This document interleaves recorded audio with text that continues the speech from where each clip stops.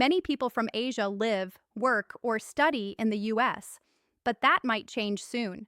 Trump is planning new rules in 2025 that could block some countries.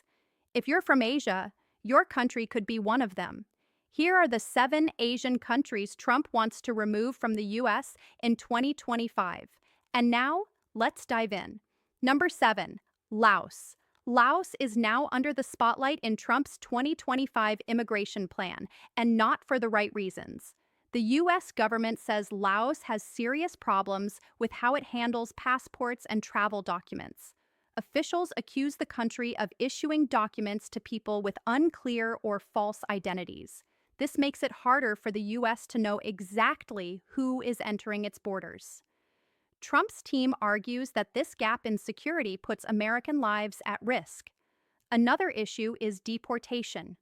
When someone from Laos breaks immigration rules or overstays their visa, U.S. law says they should be sent back. But what happens when Laos refuses to accept them? The U.S. says Laos often delays or even ignores deportation agreements. This puts a huge burden on American immigration facilities and increases costs. For Trump, the solution is simple. If a country won't take its people back, then it shouldn't be allowed to send more in. The possible result? A full immigration freeze. Students from Laos might not get study visas. Workers could lose job opportunities. Families hoping to reunite could face long delays or total separation. And for Lao Americans, these changes create real fear for relatives who want to visit or build a better life in the U.S. The economic and social effects could also reach Laos. If fewer people can travel abroad, there may be less money sent back home. Fewer students studying in the U.S. means fewer global skills and ideas coming back. This could slow down Laos's own development. Trump says he wants to see better security, honest cooperation, and faster action on deportation cases. Until that happens, restrictions will remain on the table. Can Laos make the changes needed to rebuild trust? How long will it take to restore good relations with the U.S.? And what does this mean for young Laosians dreaming of a better future? Oh, before we go to the next country, comment down below where you are watching. We love to know where you are from. And now, let's go to the next country. Number 6, Cambodia. Cambodia is facing serious pressure under Trump's proposed immigration changes in 2025. The U.S. government lists the country's poor cooperation and weak human rights record as key reasons. Trump's team says that when a government doesn't respect freedom, it's unlikely to properly screen travelers or issue secure documents. In their view, this increases the risk of people entering the U.S. with hidden criminal backgrounds. Another major concern is Cambodia's unwillingness to cooperate on deportation. When Cambodian nationals overstay their visas or break American laws, the U.S. expects them to be sent back. But officials say Cambodia regularly delays or even refuses to take them. This creates legal backlogs and raises costs for American taxpayers. Trump argues that any country that won't accept its own people shouldn't enjoy full access to U.S. immigration benefits. These actions may seem political, but the impact is personal. If the U.S. places a travel restriction on Cambodia, thousands of students, tourists, and workers could be affected. Cambodian families living in the U.S. might be cut off from visiting relatives. Bright students with scholarships could lose their chance to study abroad.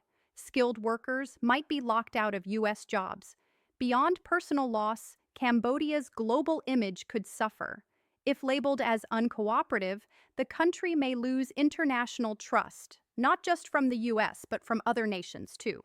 A ban could also hurt business ties and tourism, adding more pressure on an already fragile economy. To avoid these consequences, Cambodia would need to make serious changes. That includes stronger passport checks, better deportation cooperation, and showing real commitment to human rights. Whether the government is ready to take those steps remains unclear. Can Cambodia meet U.S. expectations before the ban takes effect?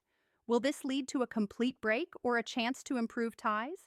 The clock is ticking, and the outcome could shape Cambodia's future for years to come. Number 5. Myanmar. Myanmar is another Asian country Trump wants to remove from U.S. immigration access in 2025. The top reason: ongoing political crisis and human rights abuse. Since the military coup in 2021, Myanmar has been in chaos. Protests, crackdowns, and conflict have created a dangerous and unstable situation. Trump's administration says countries in turmoil can't properly vet their citizens without reliable background checks. U.S. officials fear criminals or extremists might enter unnoticed. But the concerns go deeper. The U.S. criticizes Myanmar for mass arrests, limiting freedom of speech, and especially for its treatment of minorities like the Rohingya.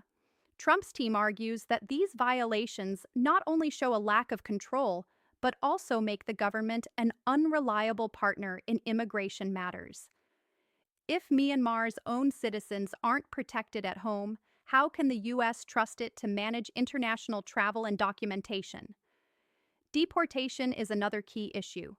The U.S. has said Myanmar is slow or uncooperative when it comes to accepting deported nationals. When someone from Myanmar breaks U.S. law or overstays a visa, deportation becomes difficult. This adds pressure on U.S. immigration facilities and leads to legal challenges. If Trump pushes ahead with restrictions, the consequences could be serious.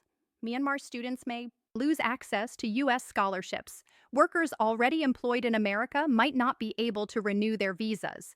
Families separated by borders may have no legal way to reunite. For those fleeing persecution, the U.S. may no longer be a safe destination. What happens to Myanmar's future if these doors close? Fewer people going abroad means fewer chances for education, training, or investment. It could isolate the country even more, just when it needs global support. Will Myanmar's government listen to the international community and start making changes? Or will it continue to resist pressure and face deeper isolation? Wait. If you found this video interesting, don't forget to hit that like button, subscribe for more content, and tap the notification bell so you never miss an update. And now, let's go to the next country. Number 4, Thailand. Thailand is now caught in Trump's immigration crackdown, but not because of border security or terrorism. The main reason is its decision to deport 45 Uyghur refugees back to China in 2015. That move triggered international outrage.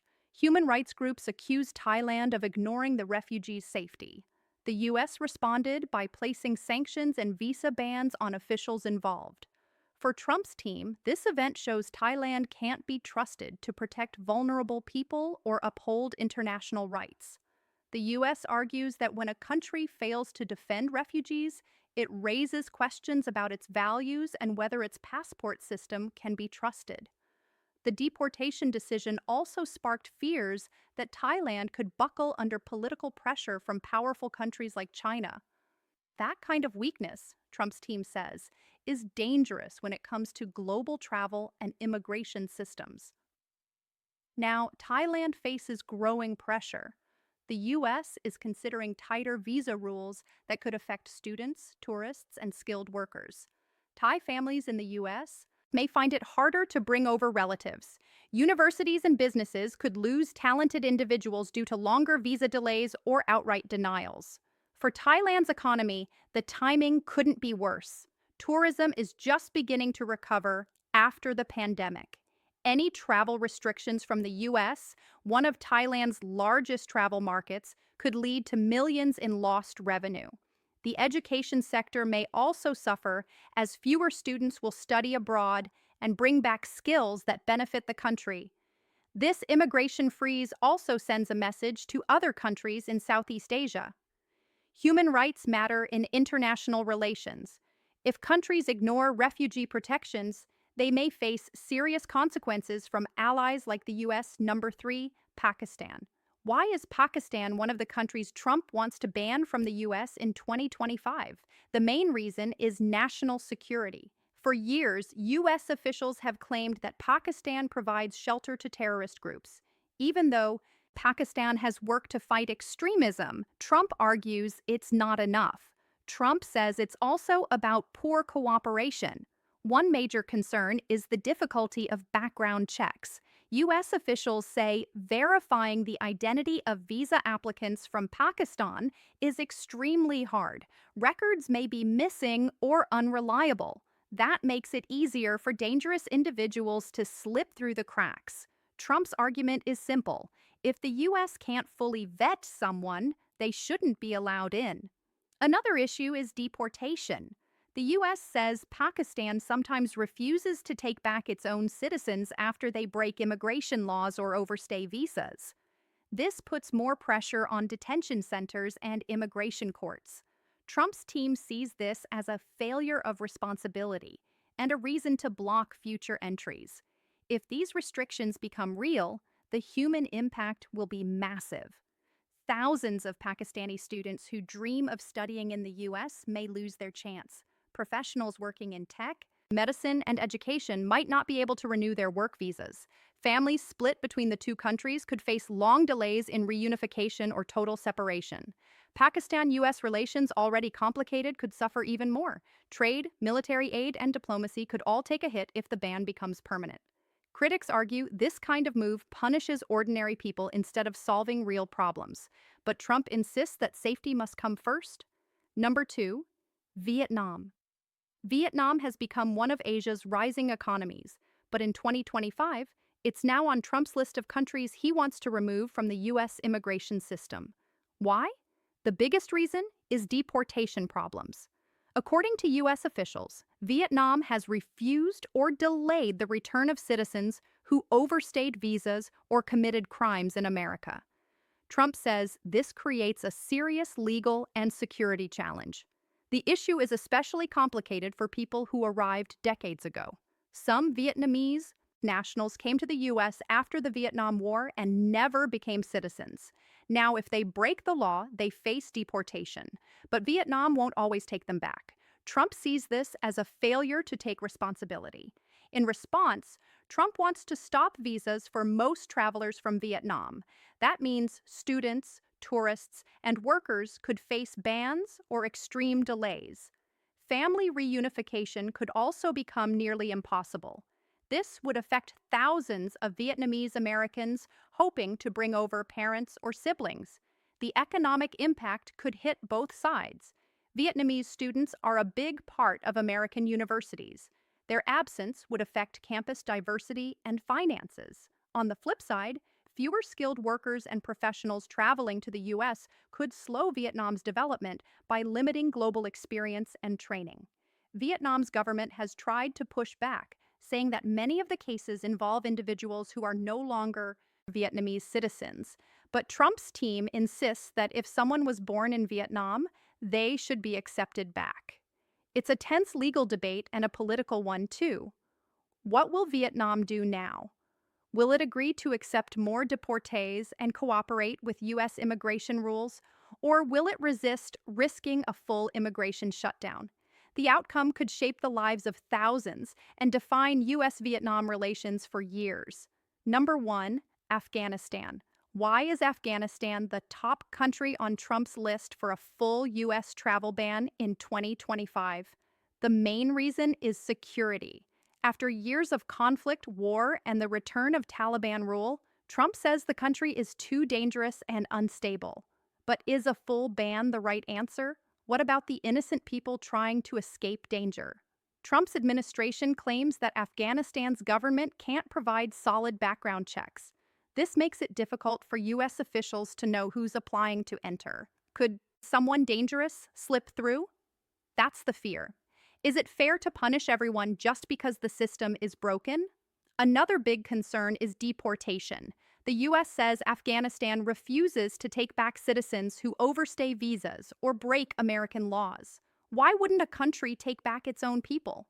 Some say the Taliban's control makes normal government work impossible. Still, Trump argues that if a country doesn't cooperate, it shouldn't get visa access.